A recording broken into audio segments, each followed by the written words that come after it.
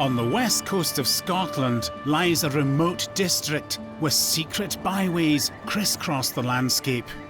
Bounded by lochs and defended by high mountains, this is the land of Moidart. The hills, lochs and tangled woods here make this the perfect place to lose yourself or possibly to cover your tracks. In the past, this was the ideal location for a whole range of clandestine activities, including rebellion. The Scottish landscape is studded with lochs, over 30,000 of them at the last count. And to appreciate them better, I'm on a loch-hopping journey across Scotland, exploring our long fjord-like sea lochs, travelling around our many freshwater lochs, and discovering the secrets of the countless lochans on the open moors. In this programme, I'm visiting the out-of-the-way lochs of the west coast. I'll discover the legacy of the Jacobites, ring a bell for the departed, and learn how war and its aftermath have moulded isolated lochside communities. On this grand tour, I'm taking a road less travelled through the wild lands of Moidart.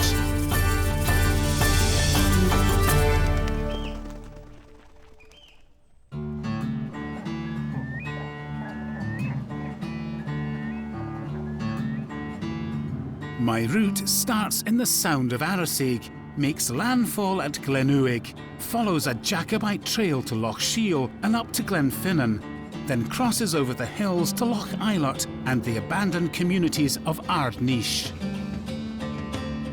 This is the Sound of Arasaig, a stunning stretch of the sea lying between the mainland and the small isles. It's a place writ large in the history of Scotland. In 1745, a French ship anchored off the west coast of Scotland. On board was a young man, Prince Charles Edward Stuart, the Prince Regent of the exiled British monarchy. Now, he defied all expectations by sailing from France with just a handful of companions to start a rising, a rebellion to win back the British crowns for the exiled Stuart dynasty. Charles, or Bonnie Prince Charlie as he became known, set about drumming up support for his campaign. Clan Donald, who dominated this area, were ardent followers, and amongst them was the Gaelic bard Alistair MacVaischa Alistair. He became an officer in the Prince's army and kept a fascinating journal of his time in service. When Alistair first met the Prince, he was very impressed by the young man's charisma. At his first appearance, he wrote, I felt my heart swell to my very throat. And like many others over the coming weeks and months, the Prince had completely won him over, simply, it seems, by being a prince. Tradition claims that after Charles landed on the coast, he headed south and made his way west through Moidart. Nowadays, a road cuts through these secluded lands from Glenuig, but when the Prince arrived, he would have found only a rough track used by funeral parties. This is the old Coffin Road, effectively a road of the dead, so perhaps not the luckiest association for the Prince's route to adventure and conquest. For centuries, the dead were carried along the track from this part of Moidart to their final resting place, a holy island in Loch the Green Isle. Angus, hello. I've joined up with Angus Peter McLean to learn more about this ancient tradition. So this is the old Coffin Road? Indeed it was, yes. They used to carry the coffins from Smirrissery and Glenuig on this track en route to the Green Isle. Can you remember a time when this was being used for that purpose? I can remember one lot of remains going through here. I was a very small child. Would there have been many people following behind the coffin? Would there have been a large cortege? I would think 30 to 40 people. And they would take it in relays, 4 at a time. And they built little cairns. Each of these cairns belonged to a particular family. And everybody that was at the funeral, they put one stone on top of the cairn. Really? Yes. As we climb up to the Bealach, the top of the pass, we come across one of those stone cairns. This is where they rested with the coffins, just on top here. We're actually standing at the summit of the old coffin road here. Yes, yes. This is the only cairn of 42 that were here before the road came through. Whose is this cairn? This is the MacDonalds, the famous pipers of Glenuig. So I imagine that once the coffin was rested here, weary backs would have stretched. Yes, that's right. And they would have thought about the deceased and had a wee libation. Rested for a couple of hours, maybe. And I think it's only fitting, perhaps, that we Absolutely. To we them. keep up the tradition. Yes, yes. To the MacDonalds of Glenuig. Indeed. Sláinte. Sláinte. From the Bealach, the funeral procession would have continued downhill, where the track joins the shores of Loch Moidart. This rugged sea loch cuts inland for 8 kilometres and is dotted with picturesque islands. On one of them sits Castle Chirham, an iconic location in the heart of Clan Donald country. Castle Chirham has been a ruin ever since its owner, the MacDonald chief of Clan Ranald, set fire to it in a previous Jacobite rebellion. 30 years later, the chief's descendants took up the mantle again and joined Bonnie Prince Charlie in the quest to restore his father to the British throne.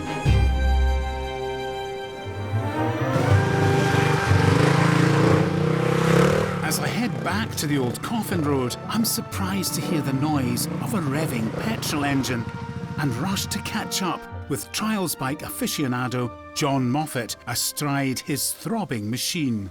Now, John, I've been told that this track is an old coffin road, but you know it in a completely different light.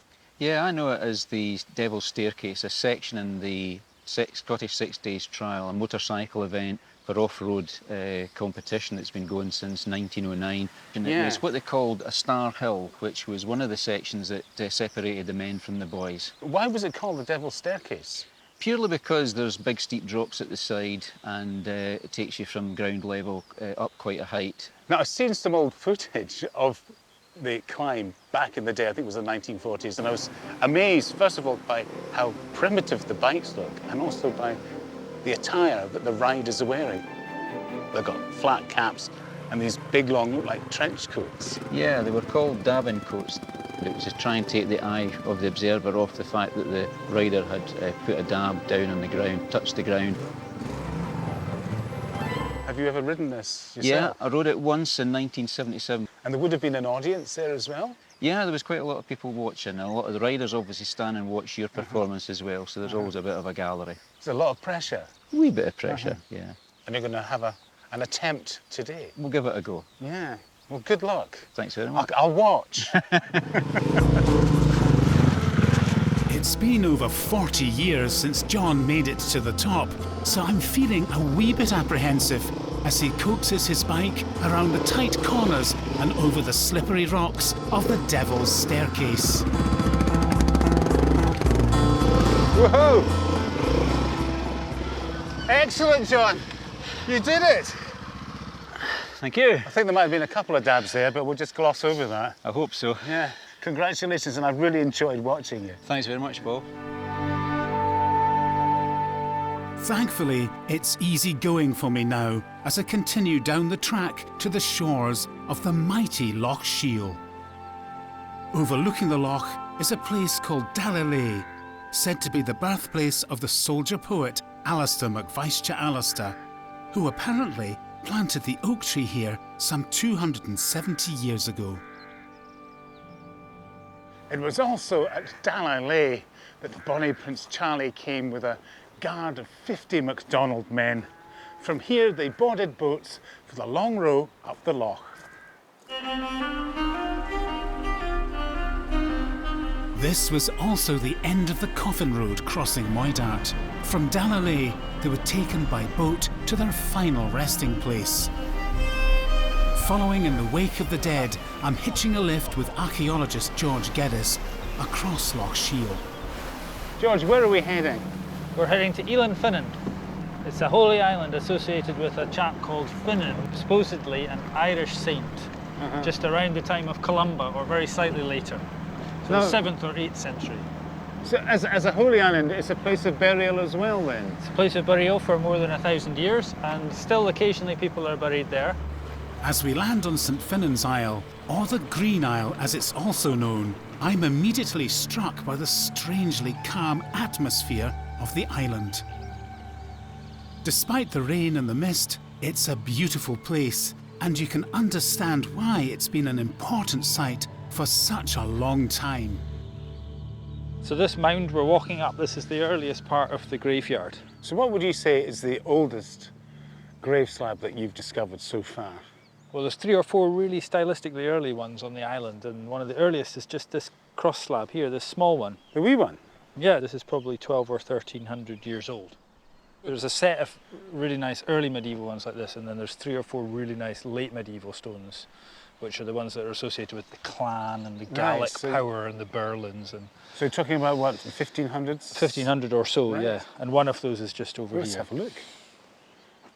And it's actually really unusual, this stone, because it's almost certainly the grave of a high status woman.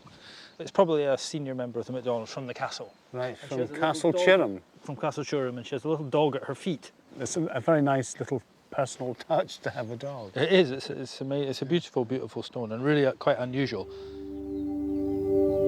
At the highest point on the island, we come across a ruined chapel. It was built in the 14th century and later enlarged and turned into a romantic folly in the 19th century, perhaps to show off this extraordinary and unique centrepiece on the ancient altar. So how old is this bell then? Well, we think it's as much as 1100 years old. How can you be sure that it is the original, that it is in fact as old as you think it is? Well, the general size and shape fits in with a series of bells in Scotland and Ireland that are all from about 900 AD. But the really crucial thing with it is this very subtle detail up here, which is meant to look like a rope handle. But it's far too subtle and far too worn to be anything other than the real article. I must give in to temptation, and if I may, absolutely give it a wee ring.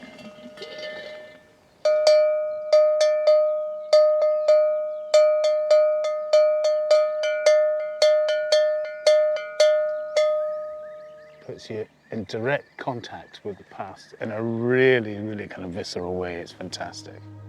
Sadly, this wonderful bell was stolen shortly after my visit. It's a tragic loss for the island and its visitors, and I really hope it can be recovered soon. Heading up Loch I catch the little cruiser Sheeless, now the only passenger boat plying these waters. On board is a Moidart MacDonald, the Cayley King himself, Fergie MacDonald. Growing up on the banks of Loch Fergie heard tales of distant battles from his father, who served in a famous military regiment during the First World War, the Lovat Scouts. So what drew him into the army? What drew him into military life? Well, 1910, there wasn't much money doing, you see, and he joined the Lovat Scouts, the local regiment. So what was it about your father that made him attractive to the Lovat Scouts?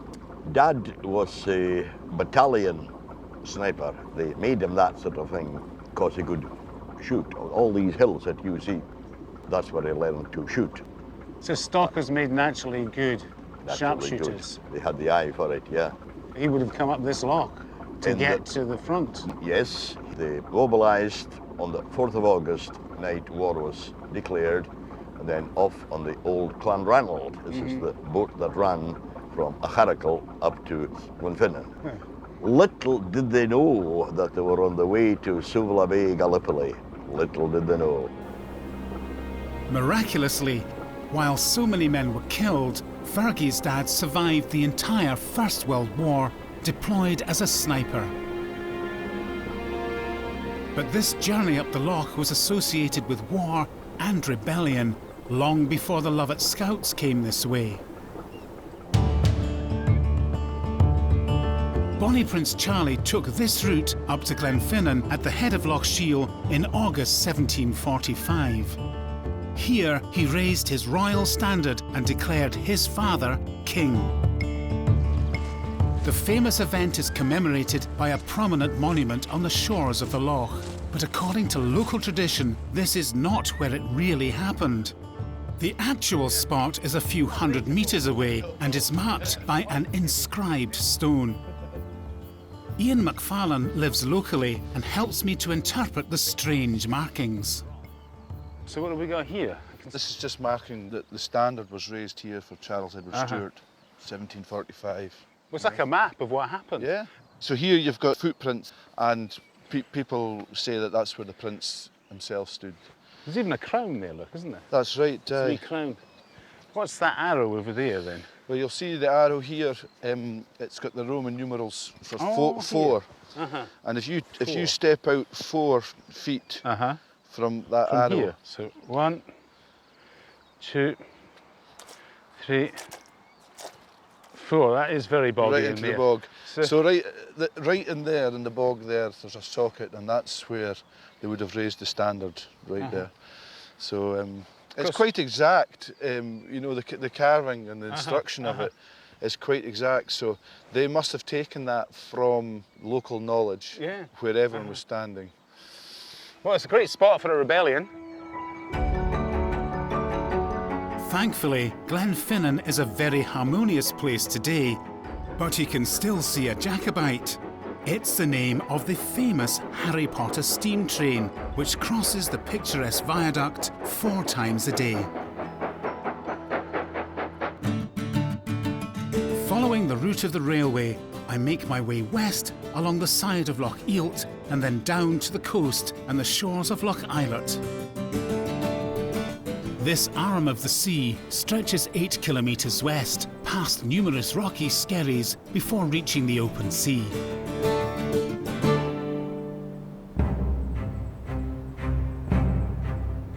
Just up from the shore is Invereilert House. During the Second World War, it was taken over by the Royal Navy and became a ship, known in military circles as HMS Loch Eilert.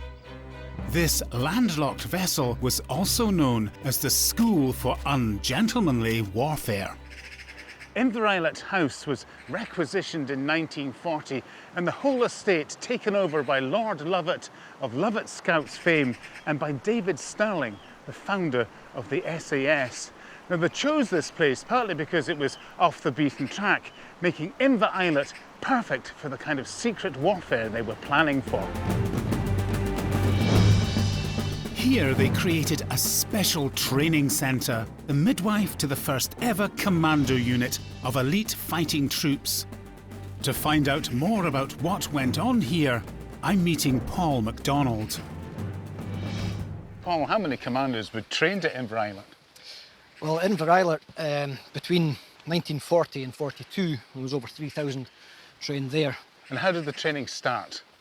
It started before they even reached Loch Eilert. The train taking them there would screech to a halt at Loch Eilt, which was close by the house, and they would be under live fire from that moment on. Really? Tracers zipping over the train, mortars being lobbed into the loch, and they were told to get off the train in no uncertain terms and then run with all their kit all the way to the house while being under fire at points on the way. So this was a very dangerous training regime. It was very dangerous and casualties were expected. There was a 5% expected casualty rate. Was there really? Yep. The Academy's instructors, William Fairbairn and Eric Sykes, had spent over 30 years as police officers in Shanghai, a place they described as one of the toughest waterfront areas in the world. Drawing on this experience, they developed a deadly weapon for silent killing: the legendary commando knife. There was no such thing as a fighting knife issued to the British Army at the start of the Second World War. Really? So a new piece of equipment had to be developed. So where did they start? How did this knife evolve? The origins started in Shanghai with Fairbairn Sykes' experience out in the Far East, and of course operating as police officers, they weren't doing silent killing techniques, but you had to have a handy tool on you, such as this, the Shanghai knife, to be able to cut your way out a clinch. Cutting your way out of a clinch. Yes. So what would that involve?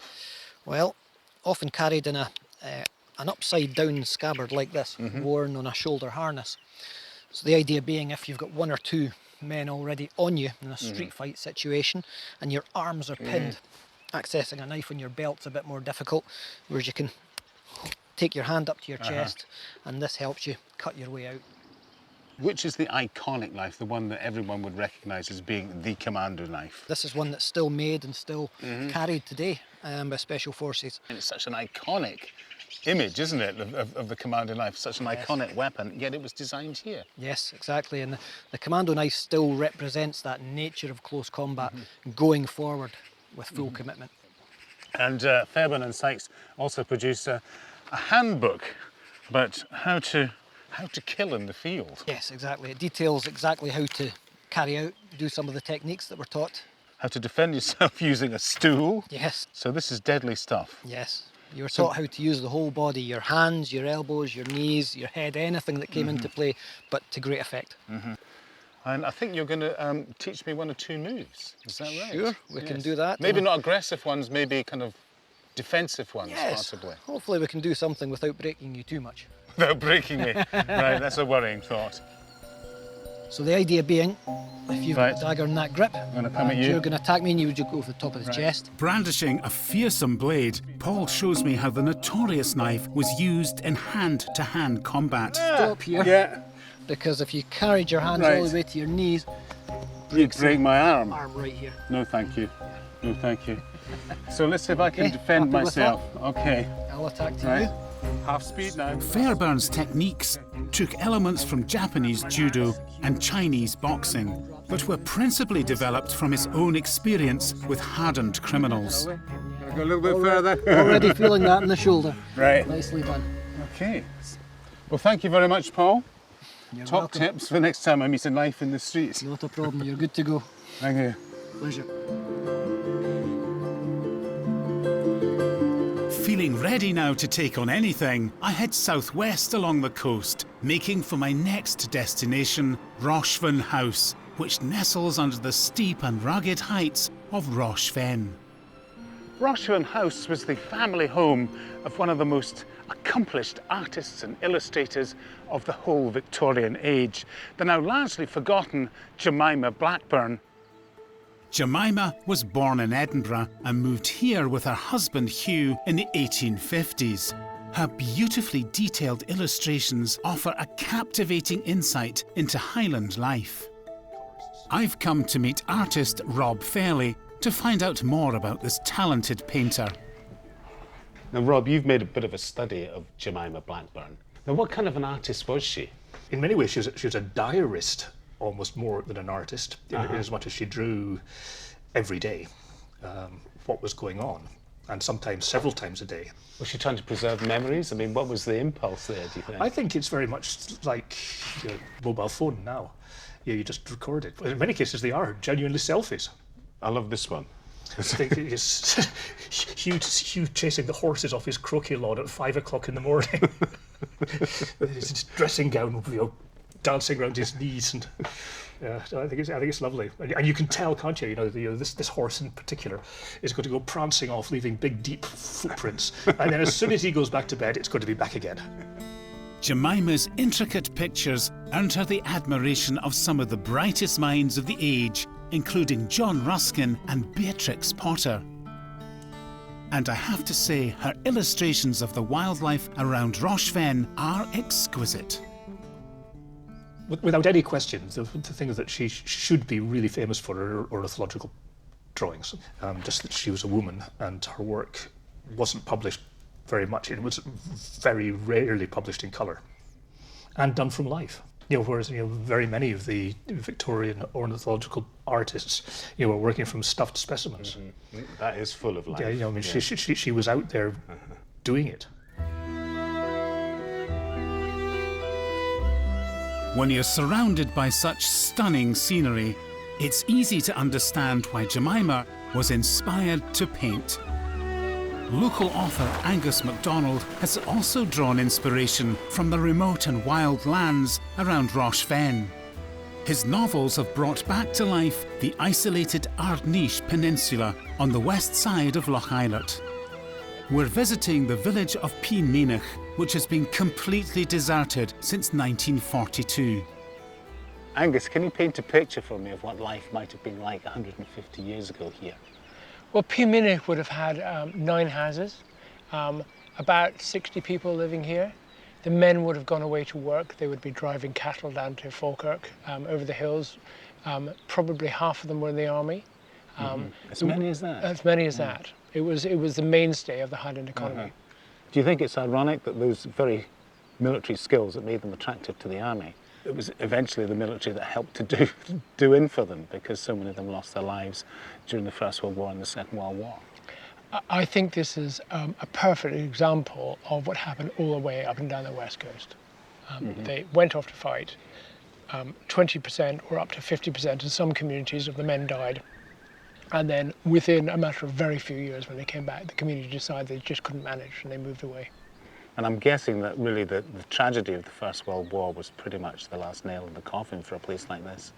Yes, so you had the potato famine, you had the clearances, you had smallpox, you had the call of prosperity from Glasgow, one of the richest cities in the world, the emigration opportunities in Australia, New Zealand and Canada.